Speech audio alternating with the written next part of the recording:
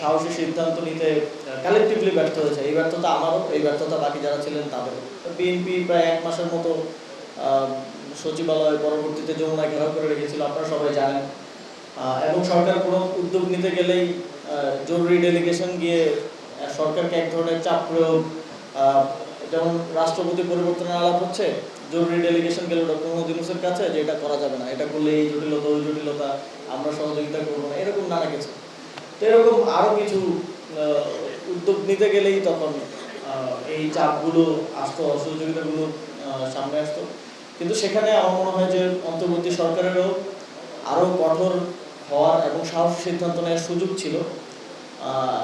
কিন্তু বিভিন্ন কারণে জাতীয় ঐক্য, রাজনৈতিক দলগুলোকে সাথে নিয়ে চলা, এই সব কিছু বিবেচনায় অন্তর্বর্তী সরকার অনেক ক্ষেত্রে সাহসী সিদ্ধান্ত নিতে কালেকটিভলি ব্যর্থ হয়েছে। এই ব্যর্থতা আমারও, এই ব্যর্থতা বাকি যারা ছিলেন তাদেরও।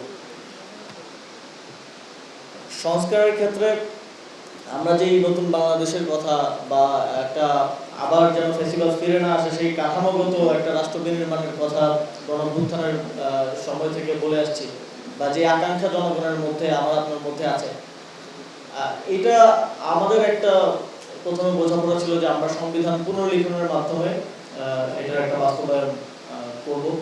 তো তখন আলোচনা আসলো যে এই সরকারের এই এজেন্সি আছে কিনা সংবিধান পুনর্লিখনের।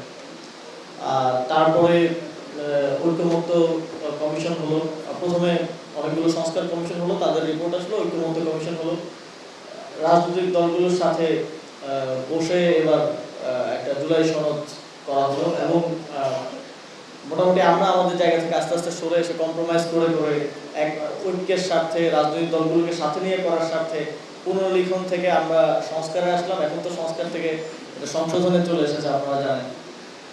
তো পরবর্তীতে গণভোটের মাধ্যমে একটা লেজিটিমেসি, যে এজেন্সি নিয়ে প্রশ্নটা ছিল যে এই সংস্কারগুলো এটার বৈধতা কি, যে আমরা বসে করলেই তো হয়ে গেল না। তো সেই জায়গা থেকে গণভোটের মাধ্যমে একটা বৈধতা আদায়ের চেষ্টা করা হলো এবং গণভোটে 70% জনগণ এই সংস্কারের পক্ষে ভোট দিয়েছে।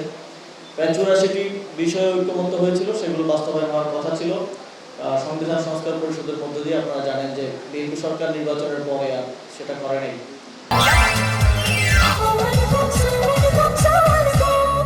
সোয়ান গ্রুপের একটি পণ্য। তো আমাদের আরেকটা ভুল আমি বলবো, সেটা হচ্ছে এই রাজনৈতিক দলগুলোকে বিশ্বাস করা। আমরা তো আর জাতীয় রাজনৈতিক দলগুলোর সাথে কখনো রাজনীতি করি না, আমরা ক্যাম্পাসে ছাত্র রাজনীতি করতাম। ফলে ছাত্র সংগঠনগুলো, ছাত্র ইউনিয়ন কিভাবে চিন্তা করে, ছাত্র দল, ছাত্রলীগ, ছাত্র শিবির বা অন্যান্যরা কিভাবে চিন্তা করে সেটা আমরা বুঝি। কিন্তু জাতীয় রাজনীতিতে যখন আসলাম, এই যে আমাদের বাবার বয়সী, দাদার বয়সী লোকরাও যে মুখে এক কথা বলে পরের দিন প্রতারণা করতে পারে, এটা আমরা প্রথমে আসলে বুঝে উঠতে পারিনি। ফলে তাদের অনেক কিছুতেই হয়তো ভরসা রাখতে গিয়ে পরে আমরা, এটা আমাদের জন্য একটা শিক্ষা, আমরা শিখলাম যে এদেরকে পরবর্তীতে আর বিশ্বাস করা যাবে না। একদম স্টার্টিং ফ্রম প্রাইম মিনিস্টার তিনিও বলেছিলেন আমাদেরকে যে হ্যাঁ ভোট দেওয়ার জন্য, কিন্তু পরবর্তীতে তিনি এই বিষয়ে আর কোনো কথা নির্বাচিত হওয়ার পরে বলেন নাই। তার পক্ষ থেকে তার মুখপাত্ররা বলছেন যে আমরা নির্বাচনের জন্য আমাদেরকে এই প্রতারণার আশ্রয় নিতে হয়েছিল। তো এটা আমাদের একটা জাতিগত শিক্ষা। একটা হচ্ছে আমার জন্য শিক্ষা, আমাদের জন্য শিক্ষা, আবার সবার জন্য, যে কাকে পরবর্তীতে বিশ্বাস করতে হবে, কাকে বিশ্বাস করা যাবে না, কারা কথা দিয়ে রাখছে কি রাখছে না।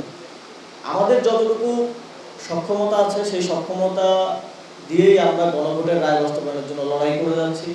লড়াই করতে গিয়ে আমরা শেখ হাসিনাকে তাড়াতে গিয়েও হামলার শিকার হয়েছি, মামলার শিকার হয়েছি, জেলে ছিলাম, আবার এখন নতুন করে মামলার শিকার হচ্ছি, সামনেও হয়তো হব। কিন্তু আমাদের জায়গা থেকে আমাদের যে কমিটমেন্ট জনগণের প্রতি, দেশের মানুষের প্রতি, এবং বিশেষ করে আমাদের জুলাই গণঅভ্যুত্থানের শহীদ আহতদের প্রতি, সেই কমিটমেন্ট বাস্তবায়নের জন্য আমরা আমাদের লড়াইটা চলমান রাখবো। ফুয়াদ ভাই খুবই কারেক্টলি বলেছেন যে পৃথিবীতে কোনো বিপ্লবের আরো অনেক রক্তক্ষয়ী বিপ্লব হয়েছে, আরো অনেক প্রস্তুতি নিয়ে বিপ্লব হয়েছে। আমাদের তো প্রস্তুতি সেরকম ভাবে ছিল না, কোটা সংস্কার আন্দোলন থেকে গণঅভ্যুত্থান হয়েছে।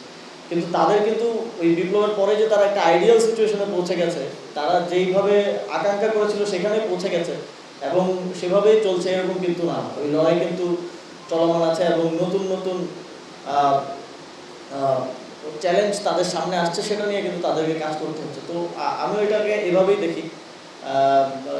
একটা কথা আছে না, যুদ্ধই জীবন, যুদ্ধই সার্বজনীন। আমাদের জন্য এই লড়াইটা সার্বজনীন। কখনোই আমরা এই ইহজীবনে একদম আইডিয়াল সিচুয়েশনে পৌঁছে যাব এটা কোনো পৃথিবীতে কোনো দেশে এটা নজির নেই। তবে ডেভেলপমেন্ট আরও বেশি হতে পারত। আমরা দেখলাম যে অন্তর্বর্তীকালীন সরকার যে সংস্কারগুলো অধ্যাদেশ দিয়ে করা সম্ভব ছিল, যেগুলো করেছে সেগুলো নির্বাচনের পরে বিএনপি আনডান করে দিল। আমাদের অনেকগুলো রাষ্ট্রীয় প্রতিষ্ঠানের সংস্কারের জন্য দুদক, নির্বাচন কমিশন সহ আরও অনেকগুলো মানবাধিকার কমিশন করার কথা ছিল, এবং বিচার বিভাগের স্বাধীনতার জন্য অধ্যাদেশ করা হয়েছিল, বাস্তবায়ন করা হয়েছিল, পৃথক সচিবালয় করা হয়েছিল। তো এগুলোকে আবার আনডান করে পেছন দিকে বিএনপি সরকার হাঁটা শুরু করলো।